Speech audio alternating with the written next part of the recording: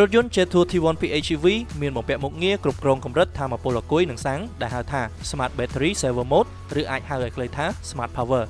វាត្រូវបានឌីហ្សែនឡើងដើម្បីជួយសម្រួលទៅដល់កម្រិតស៊ីសាំងនិងចម្ងាយបើកបរដោយប្រើថាមពលអគ្គិសនីសុទ្ធនៅលើរថយន្តដោយអនុញ្ញាតឲ្យរថយន្តថ្លឹងថ្លែងដោយស្វ័យប្រវត្តិថានៅពេលណាត្រូវដំណើរការម៉ូទ័រអគ្គិសនីនិងពេលណាត្រូវដំណើរការម៉ាស៊ីនចំហាយក្នុងរបស់រថយន្តនៅពេលបើកដំណើរការមុខងារនេះរថយន្តនឹងប្រើប្រាស់ថាមពលអគ្គិសនីសុទ្ធដើម្បីដំណើរការរហូតដល់កម្រិត SOC ធ្លាក់ដល់កម្រិតភាគរយដែលអ្នកបានកំណត់ដែលជាទូទៅស្ថិតនៅកម្រិត 15% ទៅ 20%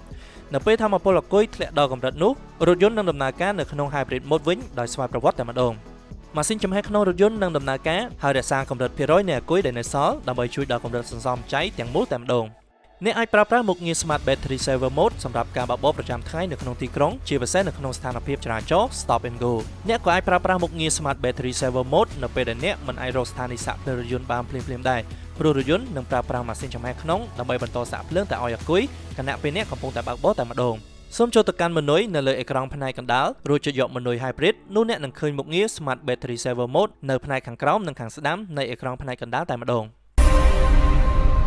Detour. Drive your future.